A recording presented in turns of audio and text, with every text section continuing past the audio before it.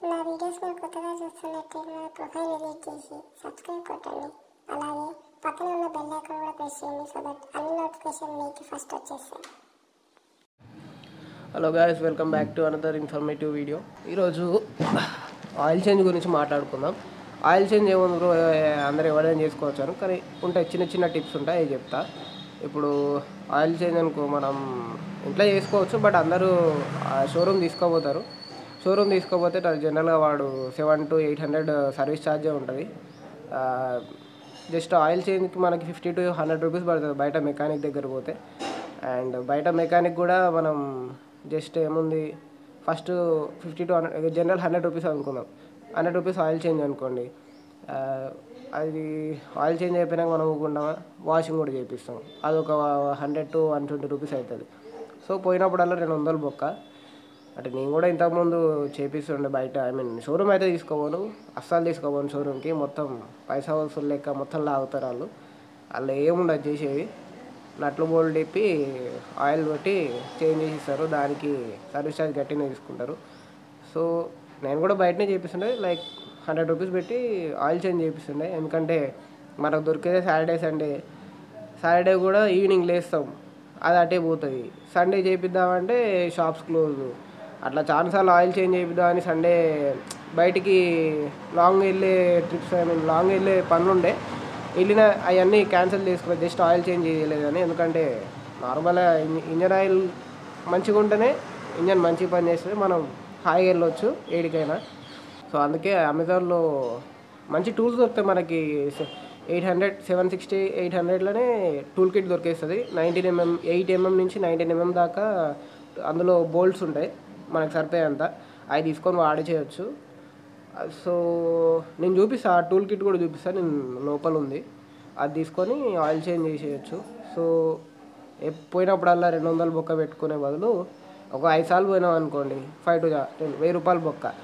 అదే tool kit ఒకసారి కొనుక్కుంటే మనం ఆయిల్ చేంజ్ వాడుకోవచ్చు. ఏమన్నా చిన్న చిన్న ఇష్యూస్ ఉంటే మనమే టైట్ చేసుకోవచ్చు. బోల్ట్స్ టైట్ కానీ, చైన్ టైట్ కానీ, ఇవన్నీ మనం ఇంట్లోనే చేసుకోవచ్చు. సో అందుకే టూల్ కిట్ కొన్నా, ఎవ్రీ టైం ఎందుకు చేంజ్ చేయాలి, అండ్ ప్లస్ మనకి వీడియోకి కూడా యూజ్ అవుతుంది కదా. సో అట్లా కొన్నా, చూపిస్తా, ఆయిల్ చేంజ్ చూపిస్తా. అండ్ దానికి కావాల్సిన పదార్థాలు, పనిముట్లు అన్నీ చూద్దాం, ఓకే. సో ఇప్పుడు ఇంజన్ ఆయిల్ చేంజ్ చేయాలి. ఇంట్లో బండి పెట్టి చేంజ్ చేసి అమ్మ మాత్రం తిడుతుంది, బట్ చూద్దాం, అడిగి చూద్దాం ఒకసారి.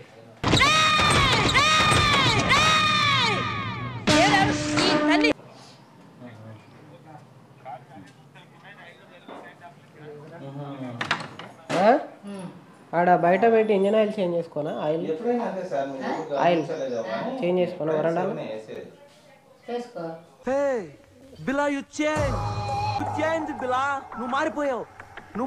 మా అమ్మ అన్ఎక్స్పెక్టెడ్ ఆన్సర్ ఇచ్చింది. సో చేసుకుందాం, నీట్గా చూపిస్తా. ఈ సోదంతా ఎందుకు బ్రో, జల్లి చూపి అంటవా, చూపిస్తా. ఇది వచ్చేసి ఆయిల్ ఫిల్టరు. ఇది ఆయిల్ ఫిల్టర్ పెట్టే దగ్గర క్యాప్ ఉంటుంది, ఆ క్యాప్లో ఓరింగ్ అనమాట. ఇది ఎప్పుడు చేంజ్ చేయకండి, ఒక 2 times ఒకసారి చేంజ్ చేసుకోండి, బెటర్. ఇది నాకైతే ఏడ దొరకలేదు, మూసుకొని ఆన్లైన్లో బుక్ చేసుకున్నా. షోరూమ్ వేస్ట్, ఒక్క పీస్ దొరకదు బ్రో. అండ్ ఇది వచ్చేసి ఇదే టూల్ కిట్, అమెజాన్లో కొన్నా నేను. బోల్ట్స్ కూడా చాలా హార్డ్, బిల్ట్ క్వాలిటీ చాలా బాగుంది. ఇదైతే ది బెస్ట్ నేను చూసిన దాంట్లో.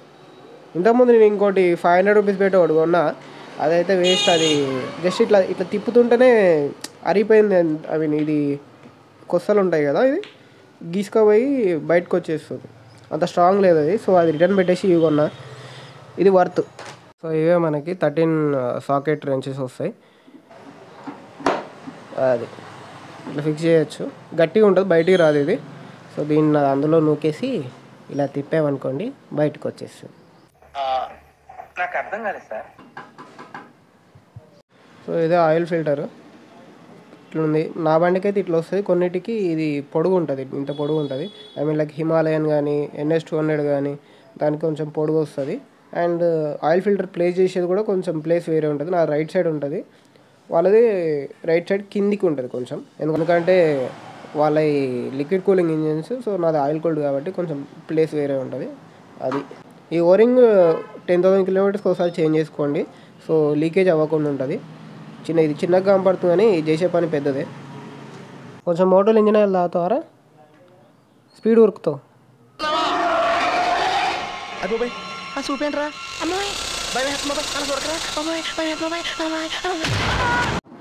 ఇవే మనకు కావాల్సిన పదార్థాలు, పనిముట్లు, ఇంగ్రీడియంట్స్. 1.2 లీటర్ పడుతుంది నాకు ఇంజన్లో.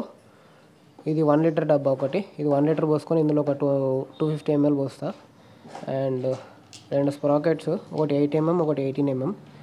18 mm స్ట్రైనర్ బోల్ట్ తీయడానికి, 8 mm సైడ్ ఆయిల్ ఫిల్టర్ తీయడానికి. చలో అయిందా, బాగైందా? ఆయిల్ చేంజ్ చేసే ముందు ఫస్ట్ ఇంజన్ ఆన్ చేసి ఒక 2 minutes అట్లా ఆన్ చేసి పెడితే ఏమవుతుందంటే ఆయిల్ అంతా కొంచెం క్లచ్ ప్లేట్స్ దగ్గర అయ్యి పట్టుకొని ఉంటుంది ఆయిల్. సో ఆన్ చేయగానే ఆయిల్ అంతా సర్క్యులేట్ అయ్యి మొత్తం కిందికి వచ్చేస్తుంది, అంటే హీట్ అవుతుంది కదా. ఇది గేర్లో ఉంది.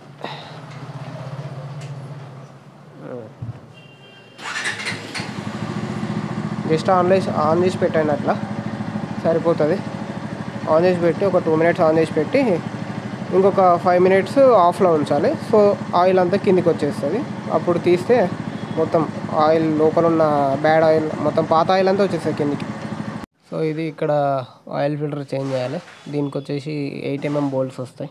నేనైతే ఈ బొచ్చ తీసుకున్నా. ఇంట్లో దీన్ని ఏమంటారో తెలియదు నాకు, నేనైతే బొచ్చానే అంటున్నా. ఇక్కడ ఈ బోల్ట్ తీస్తే స్టెయినర్ ఉంటుంది. ఫస్ట్ స్టెయినర్ తీయాలంటే దీన్ని లూజ్ చేసుకోవాలి. ఈ స్క్రూ డ్రైవర్ పెట్టుకుంటే వచ్చేస్తుంది. ఇది తీసి ఈ స్టెయినర్ తీయాలి ఫస్ట్. స్టెయినర్ తీసిన తర్వాత అటు సైడ్ మళ్ళీ ఇంజన్ ఆయిల్ ఫిల్టర్ ఉంటుంది, అది తీద్దాం. ఈ స్టెయినర్ కూడా తీసినాక మంచిగా క్లీన్ చేసి పెట్టుకోండి.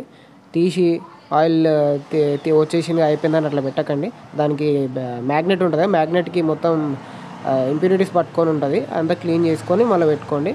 మనం ఇక్కడ ఆయిల్ లెవెల్ చెక్ చేసుకోవచ్చు. ఇది మరీ ఎక్కువ ఉండొద్దు, మరీ తక్కువ ఉండొద్దు, కరెక్ట్ ఇక్కడికి ఉండాలి.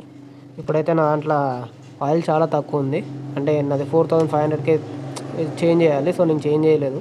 ఇప్పుడు అది 5,500 అయింది, అంటే 1,000 kilometers ఎక్కువ తిప్పిన. అందుకే ఆయిల్ లెవెల్ ఏం లేదు. మామూలు అయితే ఇక్కడికి ఉంటుంది ఆయిల్.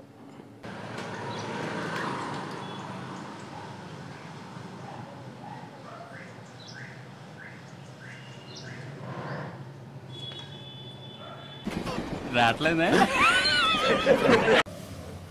అమ్మా ఎట్ లాస్ట్ వచ్చింది.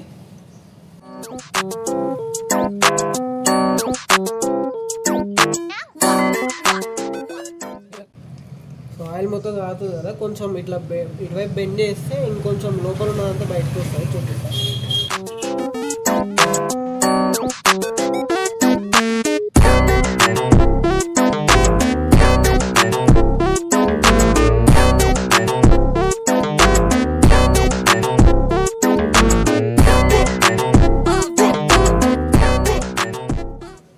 ఈ ఓరింగ్ చూసారు కదా, దీనికి అతకమైంది.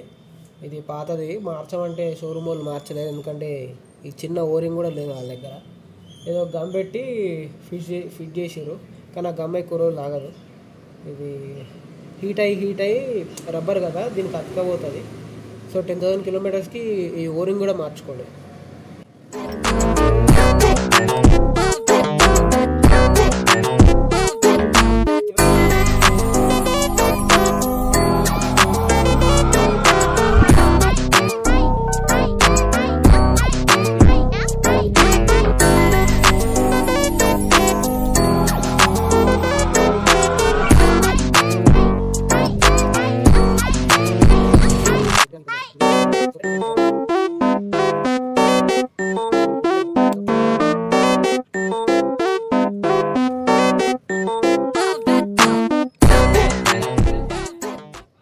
కొంచెం లోపల ఆయిల్ ఉంటే ఏం కాదులే, కానీ నేనే కొంచెం ఓవర్ యాక్షన్కి క్లీన్ చేసినా, కానీ కొంచెం ఉంటే ఏం కాదు. బట్ క్లీన్ చేసుకోవాలంటే క్లీన్ చేసుకోవచ్చు.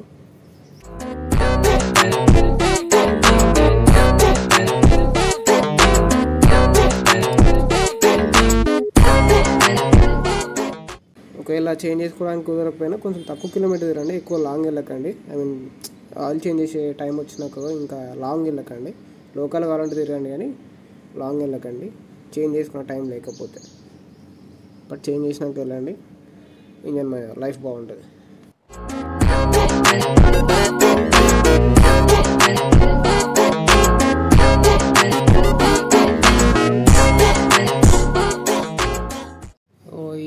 ఈ క్యాప్ తీస్తే ఇందులో ఇంజన్ టాప్అప్ చేసుకోవచ్చు, ఇంజన్ ఆయిల్ టాప్అప్ చేసుకోవచ్చు. ఇదే మనం ఇప్పుడు పోసేది. ఇప్పుడు సైడ్కి ఇట్లా రీడింగ్స్ ఉంటాయి, దాంట్లో అయితే 1.2 పడుతుంది.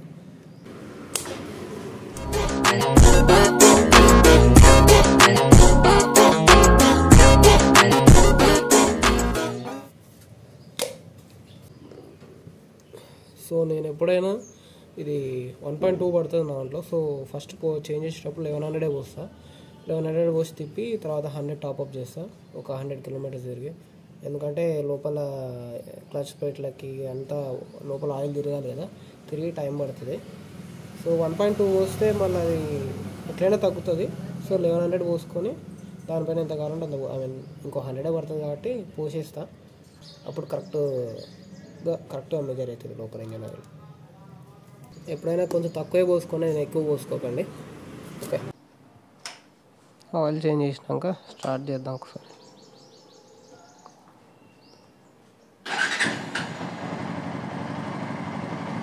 సౌండే మారిపోయింది, మొత్తం స్మూత్గా ఉంది.